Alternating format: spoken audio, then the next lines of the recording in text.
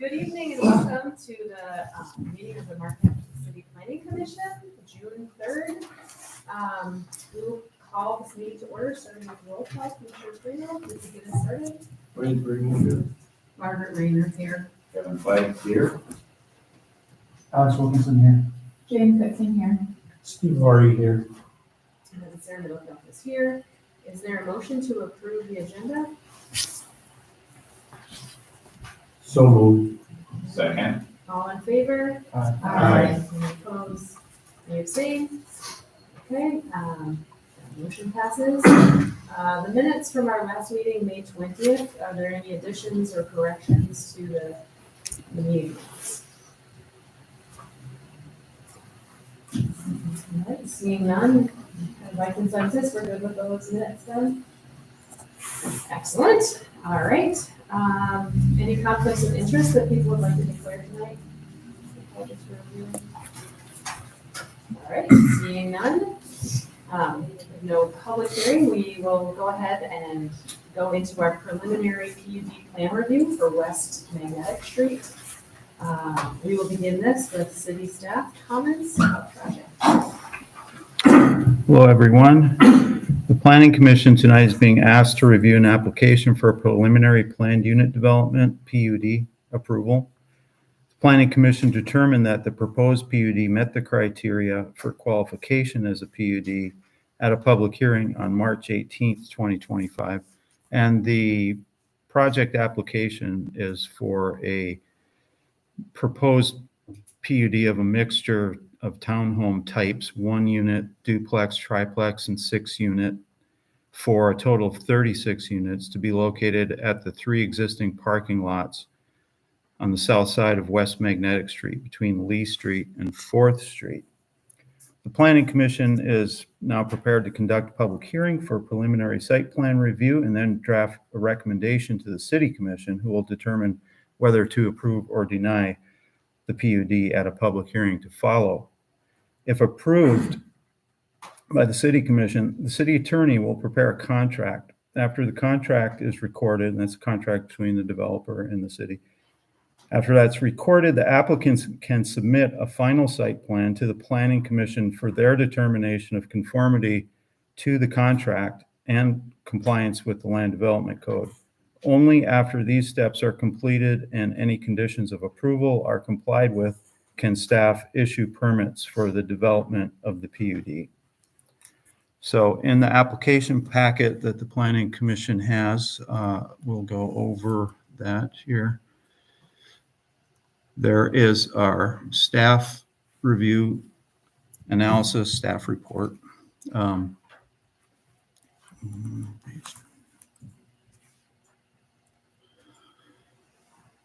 And that covers all the applicable Land Development Code sections, provisions,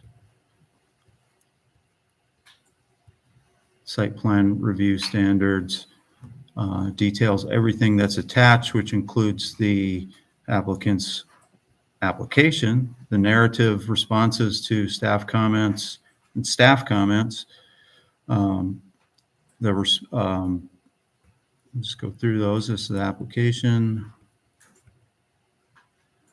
the narrative from the applicant about how they are meeting the different sections of the code, staff comments, and replies are included in here as usual in bold.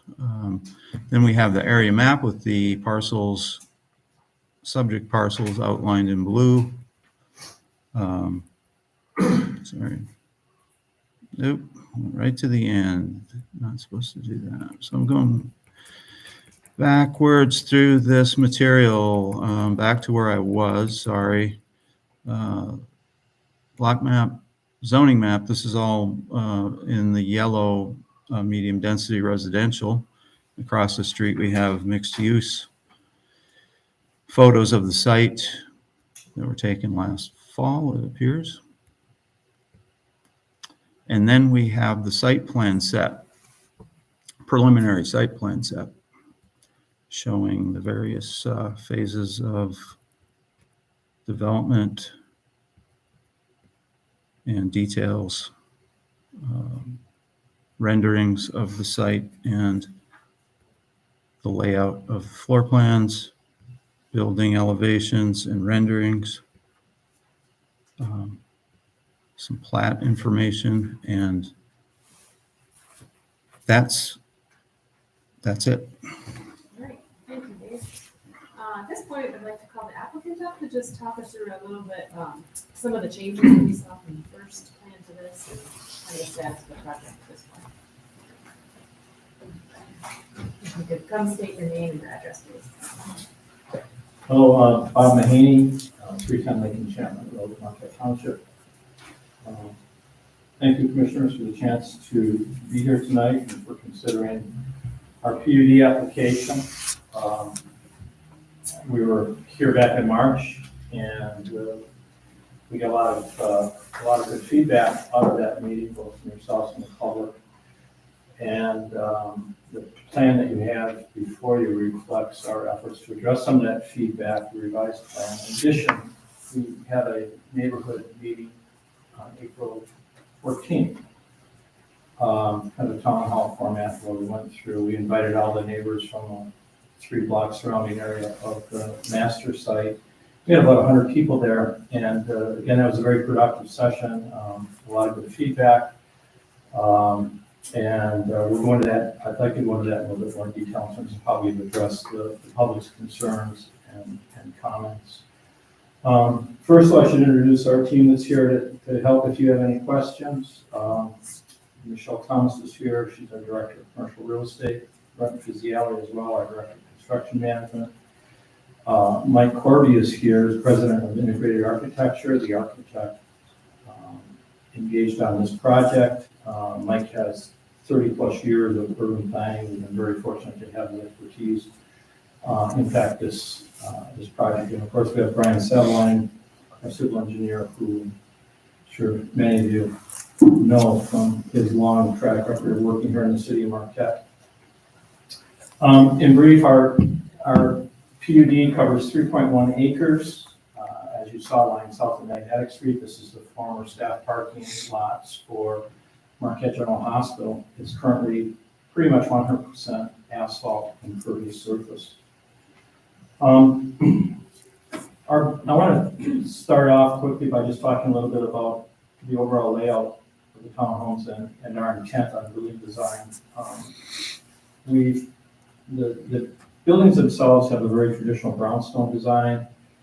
Obviously, they'll have modern features, but we really wanted to try to carry on and continue the kind of, if you will, the color palette from found in many of our historic buildings and carry it up here to the site, kind of again from a color palette standpoint, try to bring those historic elements of Marquette into this site. So that's where you'll see that reflected in the brick we've chosen and other things. The other thing that we're trying to do is create strong pedestrian connectivity, both within the PUD that we have before us, but also connecting to the north, where we will have some significant green space and a large park as part of the development that goes on north of Magnetic. The current plan in front of you shows 36 townhomes. I believe our previous presentation had 40, so we've reduced the count by 10%. These are mostly 3-bedroom, 2-car garages. Units all are 2-story in height. Previous plan had some that exceeded 2 stories. Green space. We've increased the amount of green space. We now have almost 30% of the ground area is green space. Pretty close to an acre out of the 3.1.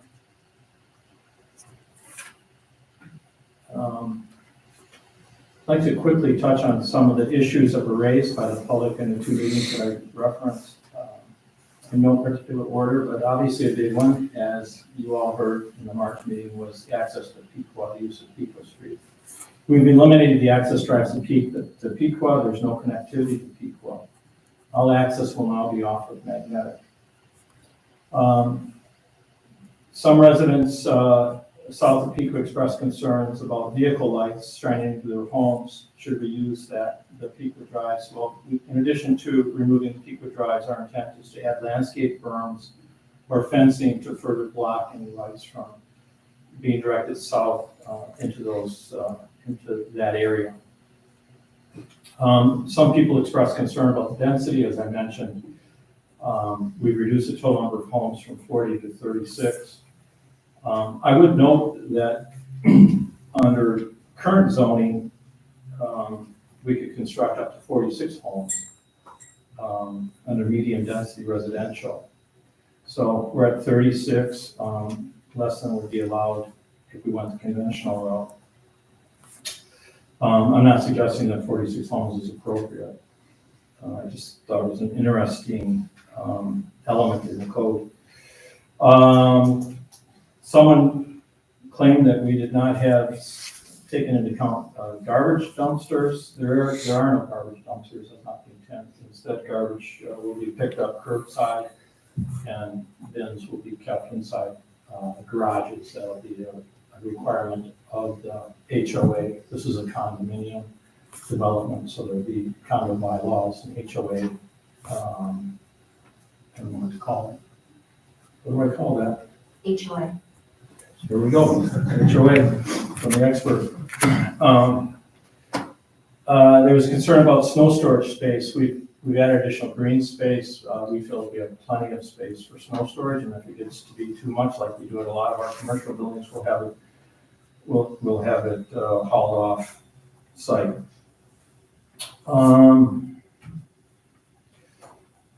Another concern was expressed about, are we going to have short-term rentals such as Airbnb? We'll put in the condo bylaws language that effectively will prohibit short-term rentals. That's the same thing that we did at Hemlock Park with our single-family development down there.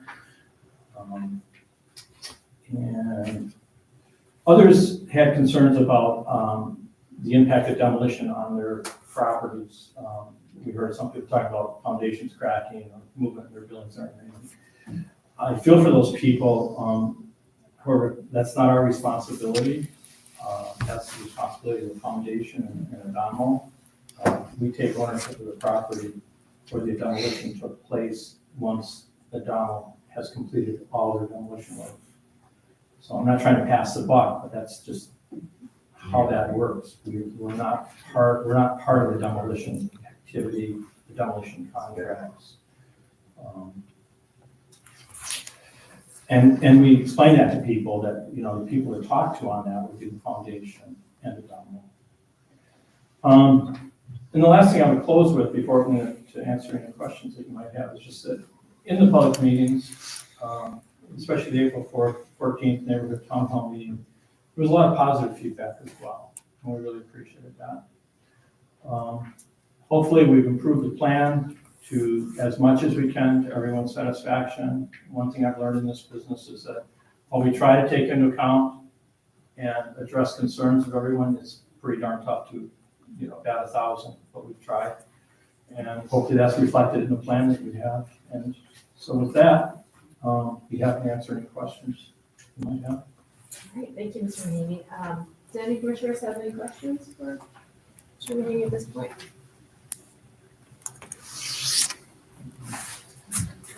So, you mentioned that Adama is doing the demolition on the hospital site, but you're adding additional green space to what is currently a parking lot. I'm assuming that they or you are going to remove that? Who's doing that? The asphalt, The asphalt. we will. Okay. Yeah. We own the site that you're looking at. Okay. Yeah.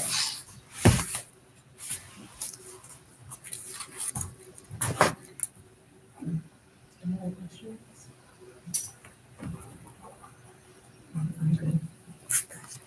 All right, well, thank you very much. If there are Thank any you. questions later, but thank you, that was very thorough, we appreciate that.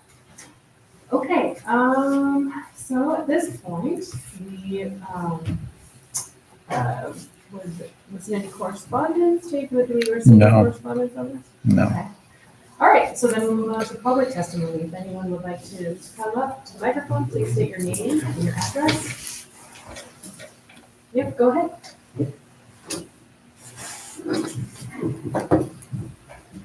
name is Grant Solter. And I live at 365 West Park Street, which is directly out my window as people. And that's why I need to make a comment. First off, I want to say thank you that we're actually going to have something there rather than empty space or a parking lot.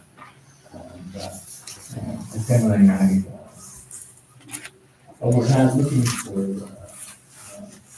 a large development like what's been proposed, but I'm really glad to see it when something happen. And I appreciate that my comments were taken into account from the public meeting. Because my main concern was not only the traffic on Pequot, but also if you had a site plan up here, I would refer to that.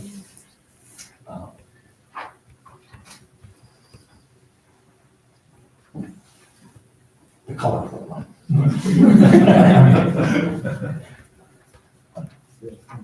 There, thank you.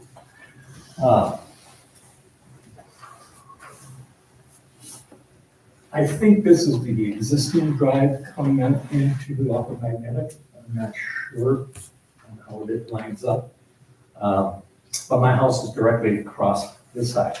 And what we experienced before was when the hospital had that parking lot is every day light coming. There's a 20-foot difference between my living room window and cars coming in off of Magnetic.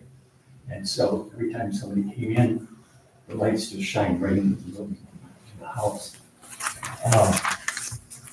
So they took that into consideration and said they were going to be putting in burn. One of my considerations was that, well, we don't want to put in a tank with burn. So they're going to put in burn. But my question for them that hasn't been answered was, with the sixplex the way it's situated, and the, I guess I call them triplex, just to the side of it, if part of that could have been turned slightly so that it'd actually be blocking with a building rather than a berm. And I don't know if that was directed in your comments or not, or part of the sixplex would be a 4-2 L-shaped or something along that line. But I don't know. I don't know if they looked at that when they did the plans or not. We did look at that. And short answer is we couldn't make it work effectively. Mhm. I forget the exact, I'm not trying to pass the buck here to Mike, but I forget. I know the staff looked at it and we concluded that it wasn't. Yeah, well, the other possibility was to put a sixplex this way and a triplex this way. So I didn't know if any of that was going to be a possibility or not. We can address that for the. So I just wanted to make that.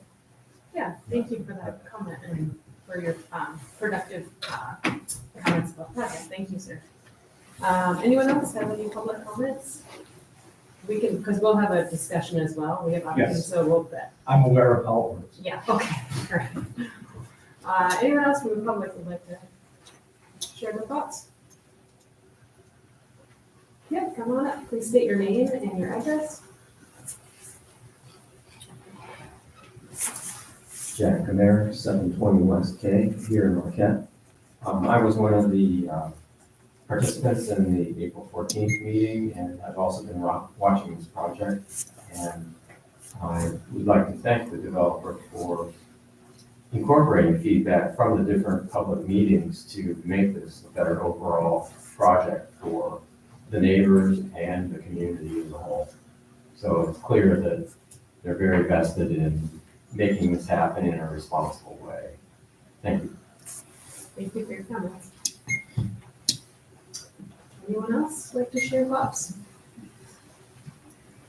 Last call. Okay, seeing none, we will close that portion of the the public hearing, and we will move on to commission discussion. So, are there any planning commissioners that have questions or thoughts, points they'd like to raise? Commissioner Lori?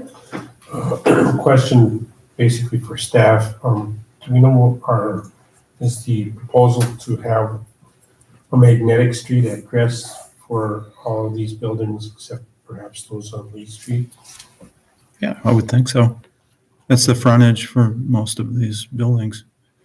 Okay, then I would, just as there was some concerns about identifying it for emergency personnel down at Hemlock, I guess I'd encourage that we put a condition on it that the building address numbers be posted on the north wall of the building, putting those that are set back in the parking lot. Makes it easier for emergency responders. Yeah, that's an excellent point.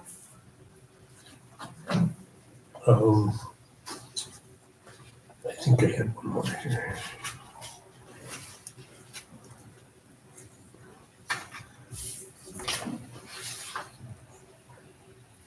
There is quite a bit of landscaping proposed, most of it to meet code, and I guess I'm wondering,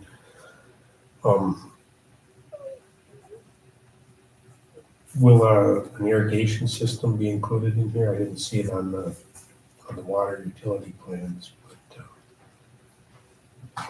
I can answer that.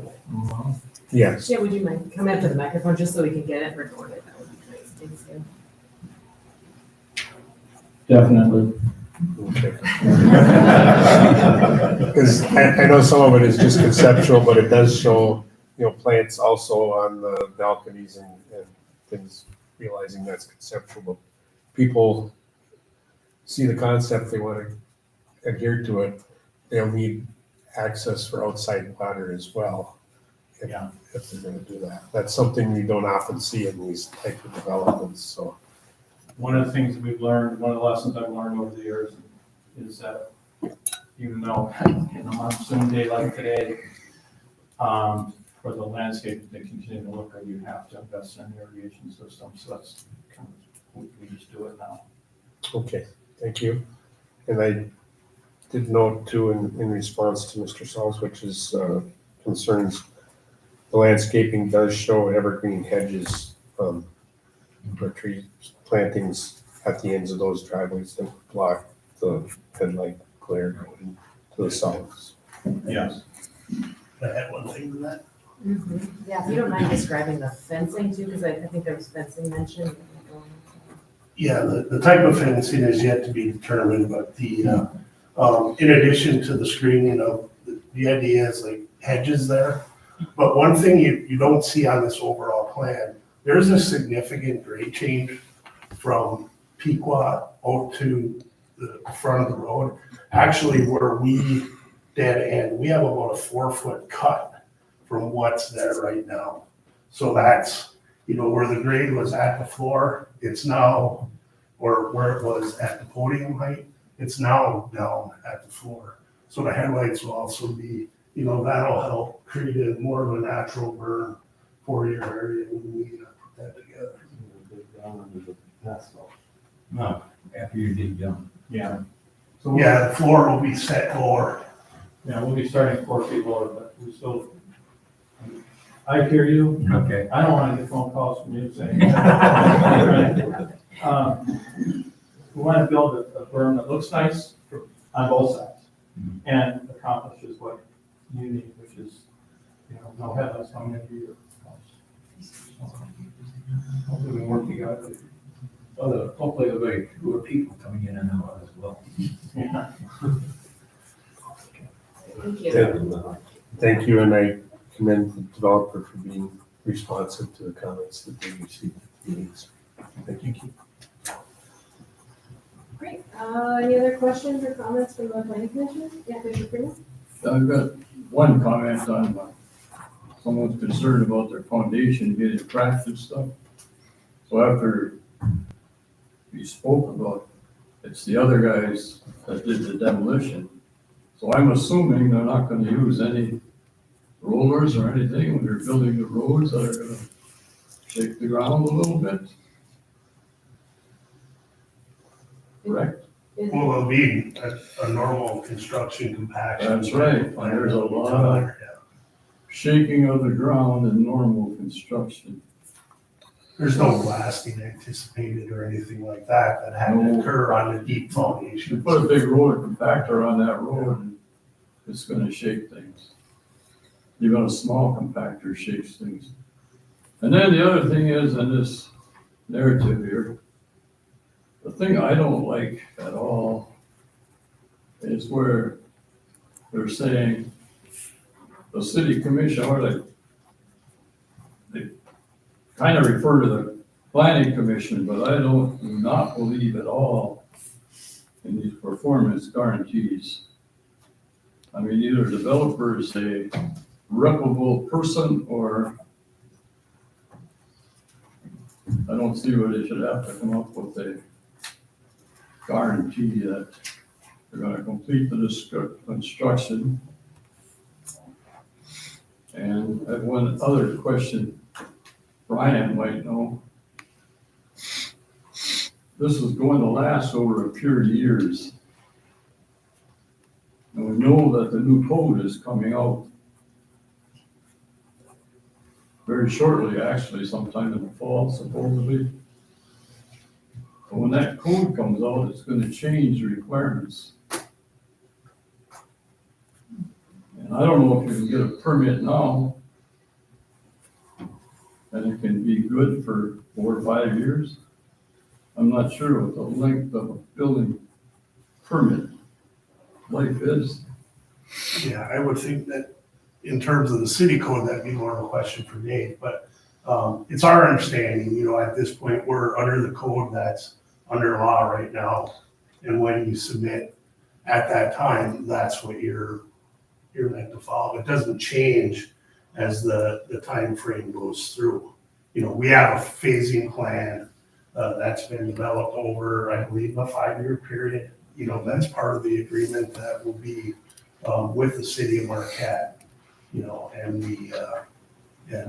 the code that we're under right now is the only code we can follow. We don't have, we don't know the future. We haven't seen the boat yet. We don't know what's there. But, I think Dave could probably give you a little more information, but we fall under the current code right now. Correct, but I'm just asking how long a building permit good for? I don't know how long the building permits are good for. A comment, Mike Corby with Integrated Architecture, 840 Ottawa, Grand Rapids, Michigan. Will be subjected to the code that's in place at the time. Each phase will have to get a separate permit. So for instance, if the code was actually supposed to change this fall and it didn't. It's past Right, fall. it's been put off for. Right, so if it changes, if we submit, and the question about what's the duration of the building permit is a good one, I don't know. Typically they last 12 months. You have to start construction within 12 months, or you have to reapply. But the future phases of the code change, those will be subject to that code, so they won't be able to use the code that was on the first phase. So that's a good point, and it's not gonna change anything that you see here at the conceptual level, but it gets into insulation, and there's some electrical things that will affect construction costs, obviously. I guess just to kind of follow up on Commissioner Primo's point about the performance guarantees, Dave, I know that's something we've talked about other projects in town. Doing something to make sure that the site plan gets implemented as presented. Is that something that's been discussed with the applicant or with the city on this one, or is that? Not that I'm aware of. Okay. And that's really at the discretion of the planning commission on approving a site plan, special land use permit, or PUD is to you can require a performance bond, but it hasn't been done in a long time. We talked about it in relation to the fiasco at the Gaines Rock Townhomes, that in certain large project circumstances going forward, it might be a good idea to get a landscaping bond beyond what's required by the engineering department for right-of-way work. But that's totally at the discretion of the planning commissions, what was decided when we were talking about it with the land development code amendments. that we spent months working on recently, which, by the way, have nothing to do with the code Right. change for the building code that the city does not administer. Right, yeah. All the people have thoughts about that? I know the language is there, but we would have to put that into a motion and. Yeah, Commissioner Williams? Well, I'd just like to give Brady credit for the fact they've done well over a dozen projects in the community without any issues that I'm aware of related to them. And I think they've done a lot to establish a very good track record, completing the contracts. And I think that we should credit them for that and see no reason to do this. I guess if there's a concern that because it's such a long-term project, that they might at some point transfer the project to someone else. We could reserve the opportunity at that point to consider. But I think their intent is to finish it, and I think they finished all their other projects quite well. So. Thanks, Commissioner Lori. Anyone else have thoughts on that? Yeah. I also think it's at the discretion of the city commission to write that into the agreement with the developer, if they so choose. Because at this point, we're just making a recommendation. For the Yeah. commission, so. Okay. Any other thoughts about this? Any discussion, or is anyone ready to make a motion?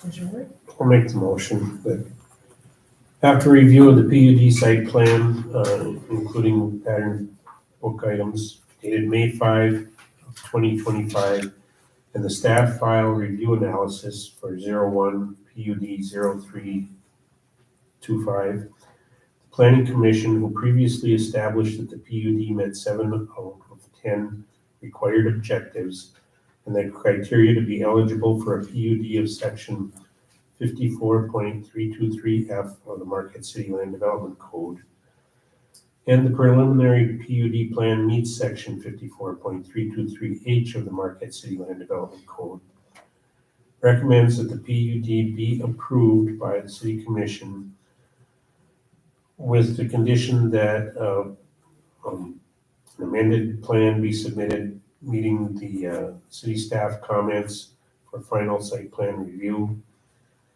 particularly with regard to lighting, landscaping, fencing, and engineering details.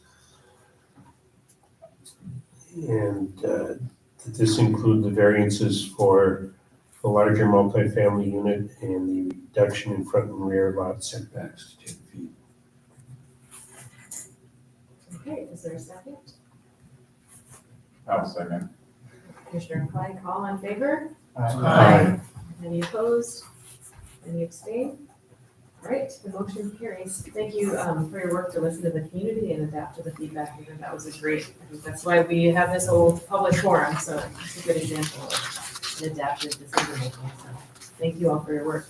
I look forward to seeing the project. Thank you very much. All right. Are there any citizens wishing to address the commission on non-agenda items?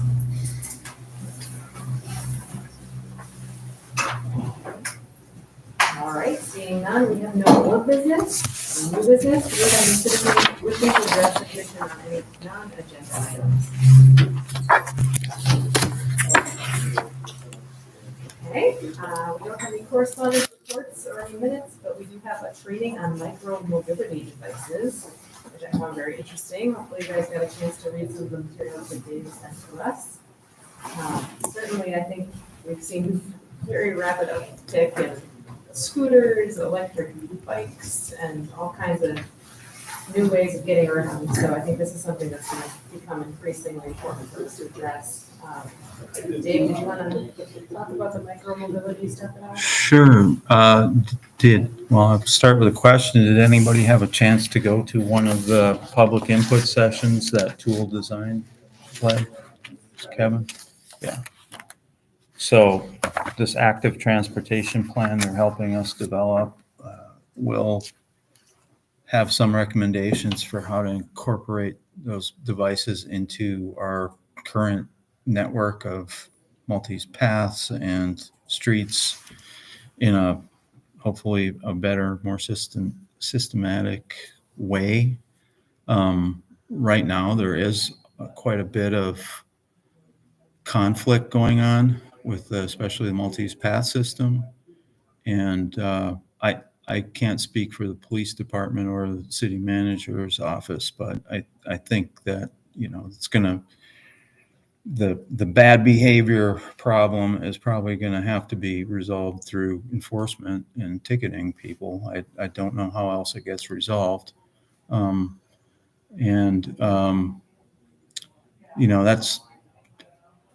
the goal really for, I think, a good pedestrian and bicycle system is to make people the center of the city, what the city's designed for, and not cars. And that's kind of like the utopian vision we have, right, of cities that they're designed for people. And we can all get around safely, not have to worry about getting hit by cars or getting run over by a bike or a motorcycle or anything else. So getting to that point from where we are is going to be a long road, no pun intended. Yeah, there's a lot of work to do because right now we have some serious behavior, riding behavior or operational behavior problems. But not only do we want to put people at the center of what we design for, but we want to free up the city from cars taking up so much of our space too. Because right now, streets take up a third of the space in most cities. So it's streets and then you add parking lots on top of that. So right-of-ways take up about a third of the space. You add surface parking, and we've got some 40-50% of our public space is devoted to vehicle storage and access and mobility, which you're going to need space for people to get around, but it's really not sustainable if our population's going to continue to explode like it is. And cities are really hampered with the cost of all that infrastructure and facilities to accommodate vehicles. So there's potential for cities to have better places for people, for development that serves people more than cars. Environmental gains come out of that. There's a lot of upside to this planning for this. Micromobility devices, though, if you read any of this stuff, are a very challenging issue. Like most of what these articles address is these fleets of scooters and bikes. Bikes haven't really been a problem. We've got a little, you can almost call it a pilot project with the bike rental thing that goes on down, I think it's third or fourth year now. But scooters, we've kind of shooed them away.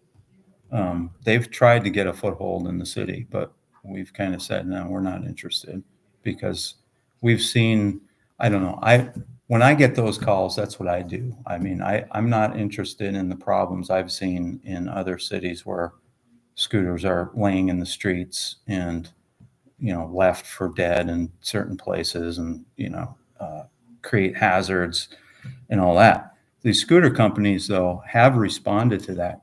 They are responding and trying to do better from what I'm reading in some of these articles, and they have done better in some places.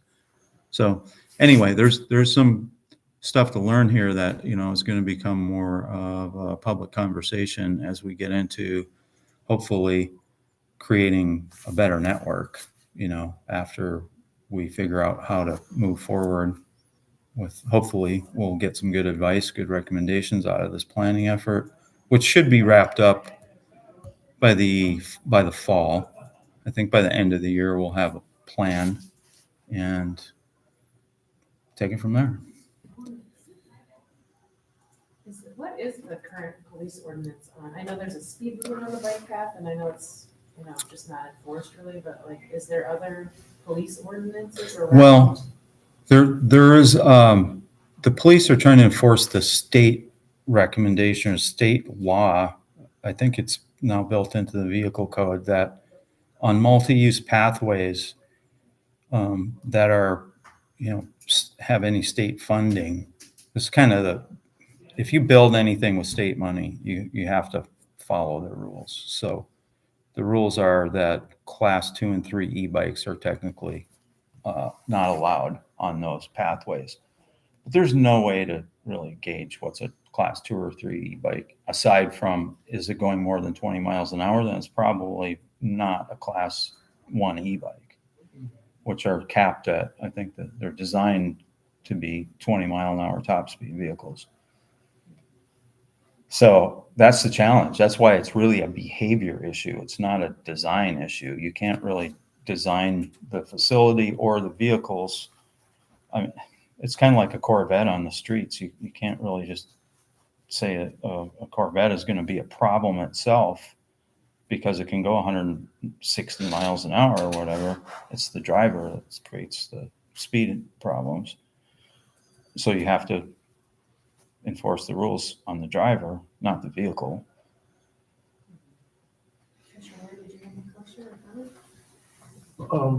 Just a reminder that we had a gentleman here during one of our master plan hearings who was asking that the micromobility plan, which we were talking about at that time, include the provision for the type of skateboard that he rides with the One wheel. one big single wheel in the center. Mhm. Dangerous, my husband, was just like, where's the hospital? And I guess I have seen several of them around the community. And so just thinking that, there is another group out there besides bicyclists that Oh, yeah. are looking for alternatives. And when Dave mentions the behavioral problem, I was in Paris last year and our tour guide warned us that, even though there's all special bike lanes and provisions that are very heavily used there, he said the traffic stops, the automobiles stop at the stop lights and stop signs. The bikers will not. Do not step off the curb into a crosswalk because the bikers ignore the stop signs, and that we found that to be very much the case. So, Maybe that was why the article said they banned electric scooters and stuff in Paris and a few other cities, which I thought was interesting. I mean, that's one way to go. They're saying is like different cities are taking different approaches to do this. And I don't know. I just think it seems like the biggest violators of all this stuff is like middle school and teenage boys. I don't know, not to stereotype, but I wonder if there's like, I mean, again, it comes down to enforcement, but maybe education, I don't know, incentives or something. I don't know. It's been some near misses on the path behind me. I can see scooters taking advantage of that, which I'm not sure that's legal for them. Yeah. Mr. Walker? I don't think any of us know the solution to it. I have a class 3 e-bike. I try to keep it on the street as much as possible. I was also going down Lakeshore. It's been a week or two ago. And I was going 25, and that's the speed limit through there. And I was kind of looking to just be on the street and keep up with everybody. But I looked back, and there were a dozen cars behind me, and they were like riding the one closest to me riding up right behind me. So then at that point, I was like, well, I didn't feel safe, so I got on the bike path at that point. And then I rode slower, and I was trying to be respectful. But as someone who's trying to follow the rules in place, I have found myself not feeling safe. And I do like to use the stop signs. I try to be a good user of the roads. So that's just something that was on my mind. Oh, I get it, and it's like why I don't correct my kid when she's riding on the sidewalk. Right, you're not supposed to ride on the sidewalk, but there's certain streets where like it's not safe to have a bike on that street. So then you do what you gotta do. And I was also on the, sorry, you're about to speak. Oh, no, I was just gonna say, I think I agree with like that issue, like it makes more sense to me to have a speed limit than, restrict certain types of bikes, because it's about the driver. Yeah, they, The only prohibition in riding on sidewalks is in business districts. But in general, like, Yeah, you know, yeah, pedestrians should have the right of way, right, on the sidewalk. And you have fixed objects, which are more of a hazard than you do. I mean, it's a lot easier to run into something and hurt yourself on a sidewalk. So, but I just, at one of those events last week, I went to the one at, well, I went to a couple of them, but one at Black Rocks, I was talking to a couple of people that, one of the guys lives real close to 3rd Street, and he said, we've been telling our kids to ride on the sidewalk because they don't feel safe, and we don't feel safe riding in the street. So that brings up a whole nother issue about, you know, changing the layout of the street potentially, but yeah, there's a lot. It's a wicked problem. Yeah, I just had a question. I've only been in the city for a few years now, so I have heard that 3rd Street was at one point a one-way. Why did that change? Just out of curiosity. Steve was here in those days. I wasn't. It used to be paired with Front Street. 3rd Street was one way south and Front Street was one way north. And basically, the business association felt that it deprived them of a lot of their trade because they couldn't get two-way traffic, especially coming from the downtown area. They were not part of the DDA at that time. They had a separate organization, the Village Business Association. But it was one way for probably, well, at least 10 years, I'd say maybe closer to 15. And eventually they convinced the city to change it back. It did,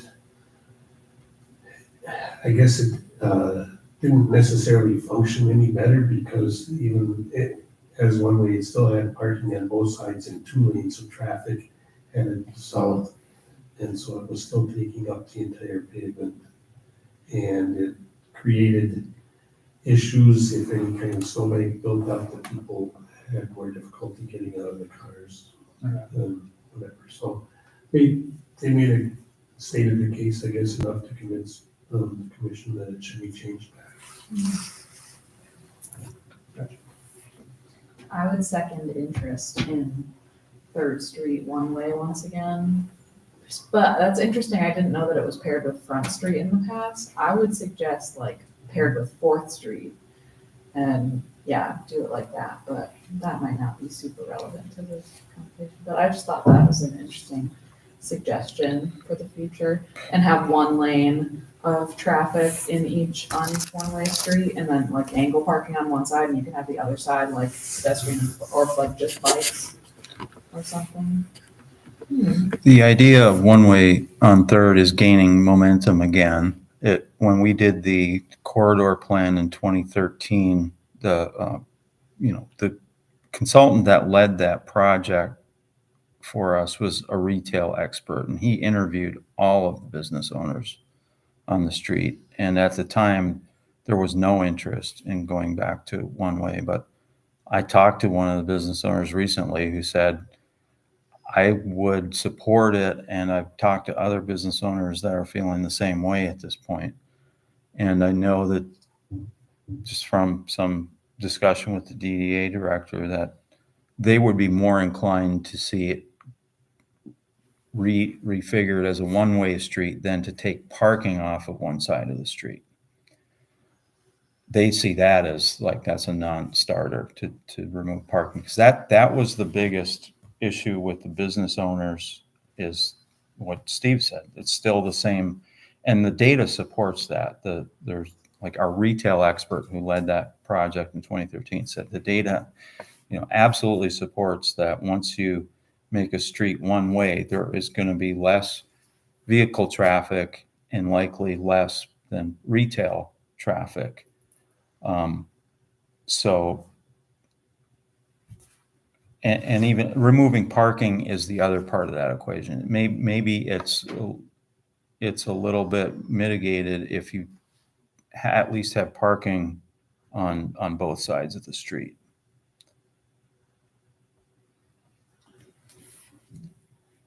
Yeah, Commissioner Hood? Wouldn't there be, if there was angle parking on one way, wouldn't there actually be more? Because right now they're parallel parking and you can get a little bit more if you're bladed, or am I just thinking of math incorrectly? Yeah, I don't know. And yeah, spatially there might be more space, but it depends on what you want to do with the pedestrian and bicycle space. It might be harder to accommodate that with an angle parking situation. Sure. Yeah, Commissioner Hood? Yeah, I think, Steve can correct me if I'm wrong, but if you use angle parking, you got an 18-foot parking spot, and you have to have 18 feet behind it, that's 36 feet of a 32-foot wide street, so it'd be Yeah. difficult to do. You're right. Another question for all the bikers, has the law changed, or don't bikes still have the same rights as an automobile? They used to have, and you ride down the road, you single them and turn right, you single them and turn left. Has all that changed? I mean, now you have to have your own designated path to drive on? You should be able to drive down any road without any real problems. Yeah, that's the law. You can, except for limited access highways. So I don't see the real problem. And the other problem we've got is, it used to be, now of course with global warming, we're gonna have constant bare streets and warm weather. But if it doesn't come to fruition in the near future here, we still got a lot of winter and you don't see a lot of bikes. Yeah. Out there, so, I mean, I've got nothing against bikes, but the only other suggestion I would make, and I don't know, maybe they do it,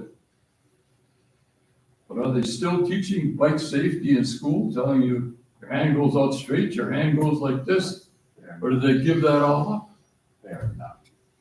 You're right. They don't Teach do it it. at the bike rodeo though. Yeah. They teach it still? They do not. Well, One of the things that I've done for my school is start a bike bus where I've been taking it upon myself to lead kids that I know that are on my route with my own kids to school. So we sent text messages to their parents and said, hey, if the kids are in the street, they can ride with us. We teach them how to travel on the road, in the roadway, how to signal, when to stop, and how to get safe routes to school. There's funding through the Safe Routes to School program and the League of Michigan Bicyclists to fund those programs into expanding into other schools, but I haven't gotten that far yet. Sounds like you need to go see the superintendent. Yeah, that was just every year you got that in school.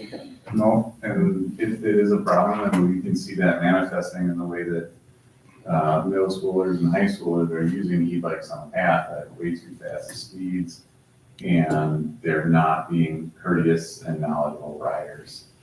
We've been having city outreach through programs like the bike rodeo in order to mitigate that loss, but it is still a loss. And we're kind of hoping the school resource officers will pick that back up as something they could put on some, short trainings. That's what they used to do in schools. Police would come, or officer friendly, come visit the school and teach kids about how not to get hit by cars as a pedestrian or a cyclist. I had a bike license in 4th grade. I got Yeah. a picture taken for it and everything. Yeah. But just Wayne's comment about, it's legal to ride on the street and bike. That's true, but a lot of people aren't comfortable riding on the streets with other vehicles, and a lot of people driving the motor vehicles are not courteous to bikers. It's a two-way thing, there's a lot of people riding bikes that don't follow the rules. There's a lot of people driving the cars that make the bikers feel very uncomfortable. So, And winter does make it extra challenging for those of us who bike here. attempted to bike year round, you know, it's like when you get the snowbanks that are encroaching, then, you know, the throughway is You smaller can't and see smaller. There are, It's tough. there are a lot of great street designs out there in places where they have money and they have, where they've redesigned the streets in ways that make it a lot more comfortable for people to ride bikes. I mean, there's a lot of cities in the world where people are very comfortable riding bikes, and you have a lot of people as a percentage of the commuters using bikes to get around. I mean, in Japan, there's garages for bikes where, you know, people have hundreds or thousands of bicycles stored, you know, where they end up for their travel to work or whatever, to school. Maybe there's an action plan. If anyone hasn't had this, taken the survey, I got their QR code here. But this could be a good like catalyst maybe for the next phase.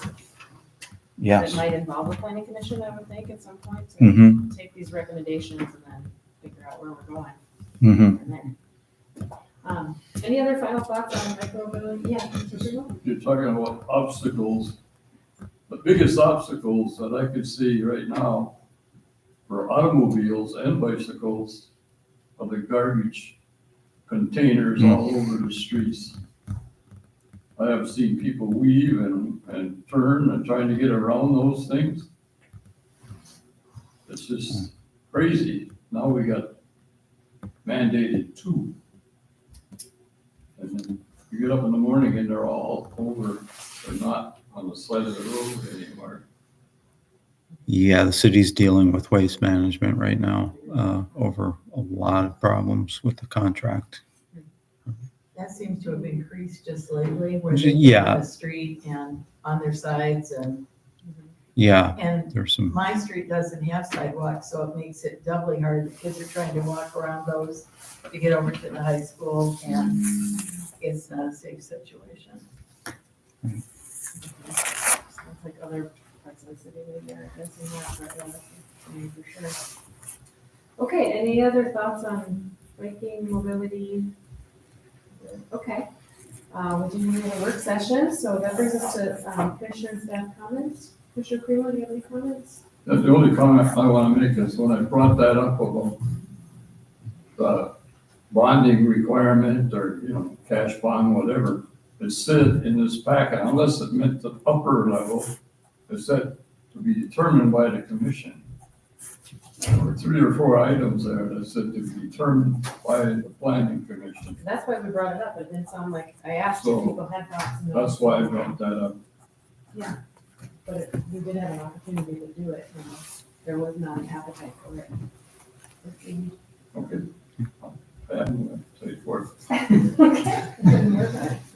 Actually, I did talk I did talk to the city commission, or the city attorney about it before the meeting, just to clarify, like, what can we do performance bonds on, and what would, because one thing that had come up was about Pequot, you know. Is it Pequot or Pequot? Which is it, Steve? I don't know for sure, but I've always heard it pronounced Pequot. The Pequot We had the fact. Pequot Lumber Company, which was Munising Wood Products, sitting where the high school is, and they used to make wooden spoons, wooden bowls, and that type of thing. Bowling pins? So, Not really bowling pins, it was more of a handle factory, whatever. My father worked there when he first got out of the army after World War II. See, all this knowledge. I know, man, I wish I had the memory that you have. Wow. I like the new plans. I think they utilize the space more effectively, and I liked having a little bit more green space with lots of vegetation. I was glad to see that Maria took into account public comment in their new revised plans. I thought they were good. And I thought Pequot was a bird. Little did you know. Yeah, I like the Viridia. Definitely took some of the notes from the community. That was cool. Also, new housing is awesome, and I appreciate everyone indulging the bicycle talk. That's all right. I agree with everyone else that I appreciated Viridia's consideration of the public's thoughts and the neighborhood thoughts. And I just wondered, I apologize if this is like a lack of knowledge, but it is a lack of knowledge on my part.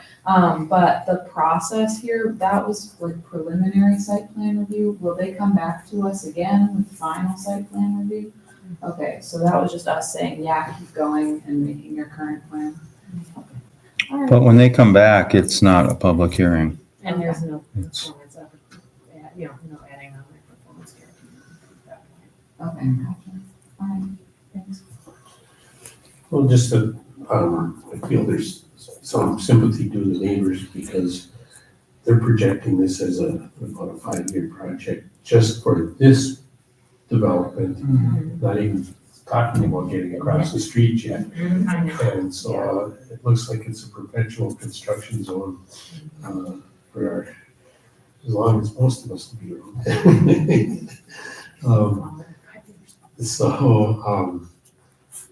I'm not sure we can tell the neighbors they're not gonna be affected by construction. I think that's the case. And it is a little bit frustrating when we read repeatedly that Marquette County needs 1,000 new housing units a year. And they're saying that they're gonna put up 3 units a year. Maybe a little more if the market provides, but I understand we have to follow the market. But it just adds to the frustration that we're seeing development, but it's nowhere near what the target market study says. Right, and that analysis did say this is the type of housing that's needed too, it's like townhome or dense stuff, not the single family, so it does align with that for sure. Dave, did you have any comments? Not really for the record, but just on what Steve said, I had a little conversation with friends and my wife that made this comment that, I think we'll be seeing a lot more snowbirds in the future. Summer birds was the term she used. And that's probably already happening to some extent, but it's really, that is another thing that's really just going to be compounding the issue.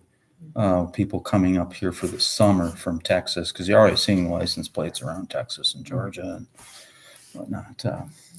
Yeah.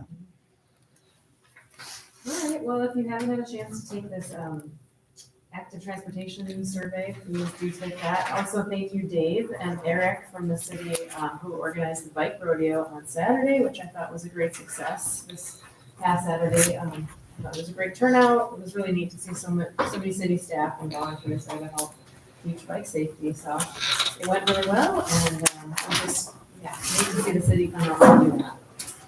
All right, and at that, we will adjourn the meeting at 7:03.